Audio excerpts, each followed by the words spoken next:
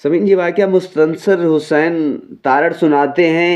शहर इस्लामाबाद की सवेर, वक्त तकरीबन 9:30 बजे। मैं हस्बे मामूल हर सुबह की माने टेलीविज़न स्टेशन पर सुबह की नशरियात की मेज़बानी से फारिग होकर टेलीविज़न की वैगन में सवार अपनी रिहाइश की जानिब लौट रहा था।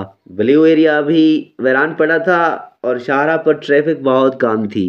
ब्लू एरिया के खात्मे पर उस चौराहे के नज़दीक, जहाँ से बाएं जानिब जीरो पॉइंट था और दाएं जानिब फैसल मस्जिद की मीनार नजर आते थे, वहाँ कुछ लोग जमा थे। हादसे से तबाह हो चुकी एक कार नजर आ रही थी। मेरे ड्राइवर ने वैगन रोकी और कहने लगा, तारड़ साहब, मैं देख कर आता हूँ कि क्या हुआ है। थोड़ी देर के बाद वापस आया और कहने लगा, बहुत बड़ा हादसा हुआ है।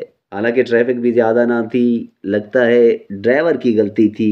कोई खातून भी थी, अल्लाह रहम करे। ज़ाहिर है मेरा दिल उस अजनबी खातून के लिए दुखी हुआ जो सुबह सवेरे हादसे का शिकार हो गई थी। क्या जाने किस हाल में हो, जिंदा बचती है या नहीं। अपने कमरे में पहुंचकर मैंने कुछ देर आराम किया, फिर दोपहर के खाने से फारिग होकर पढ़ने लिखने में मशगूल हो गया। पिछले पैर शायद ये इजहारुल हक था या मरहूम अहमद दाऊद। उनका फोन आया, तारड़, एक बहुत अफसोसनाक खबर है, परवीन शाकिर मर गई है। कैसे? यकीन ना आया कि क्या कहा जा रहा है।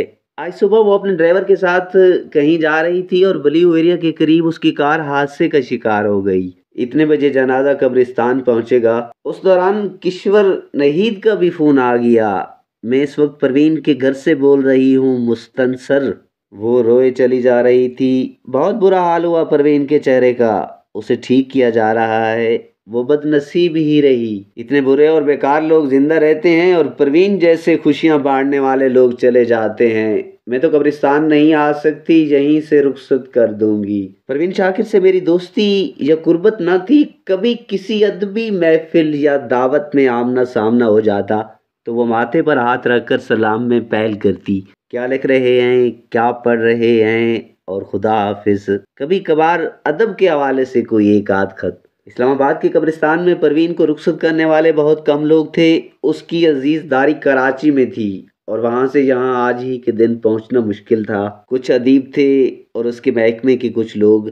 आखिरी लम्हों में उसके एक भाई भी पहुंच गए, लेकिन उसे बेशतर यही मसला दरपेश था कि उसे लहद में कौन उतारेगा, क्योंकि कोई नामहरम ऐसा नहीं कर सकता। हम 4-5 लोग कब्र की मिट्टी के ढेर पर खड़े थे और मेरे बराबर में इफ्तिखार आरिफ अपने आप को बामुश्किल संभालते थे।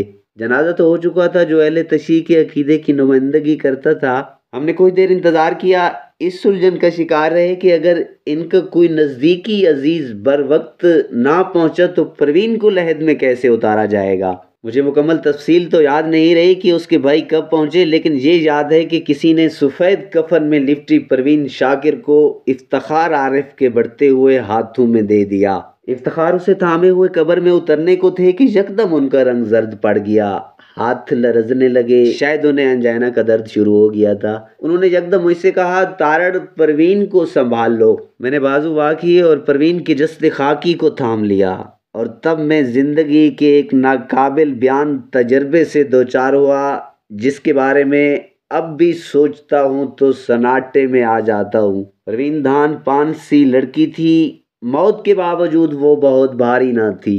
मैं जानबूझकर उसकी जानिब ना देखता था जिधर उसका चेहरा कफन में बंधा था, और फिर मैंने महसूस किया कि मेरे दायां हाथ की उंगलियां कफन में रूह पोश परवीन की मुर्दा उंगलियों पर हैं। उन्हें छू रही हैं, उन्हें थाम रखा है। मैं उनकी बनावट महसूस कर रहा था और उसी लम्हे मुझे ख्याल आया कि ये परवीन का लिखने वाला हाथ है। उन्हीं उंगलियों से उसने वो सब शेर लिखे जो एक जमाने के दिल पसंद हुए, एक दास्तान हुए। और फिर मुझे वो शेर याद आया जो एक खातून ने लेकर मुझे रुसवा और शर्मिंदा कर दिया था। वो शेर भी तो इन्हीं उंगलियों ने लिखा था और आज मैं उन्हें बेजान हालत में अपनी उंगलियों से थामे हुए हूँ। ये लम्हा, ये कैफियत आज तक मेरे बदन पर सब्त है। मैं आज भी परवीन की उंगलियों की मौत को महसूस करता हूँ। उस दौरान परवीन के भाई कराची से आ चुके थे।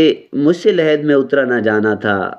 किसी और शख्स ने मेरी मदद की और हमने उसके मुर्दा बदन को कब्र में खड़े उसके भाई या अजीज के सपुर्द कर दिया। ये अजीब बात है कि जिंदगी में हम एक दूसरे को ज्यादा ना जानते थे। ये मौत थी जो मुझे उनके करीब ले आई। मैं आज भी कहीं परवीन शाकिर का नाम देखता हूँ तो उसकी मौत के अज़ाब मुझ पर नाज़िल होने लगते।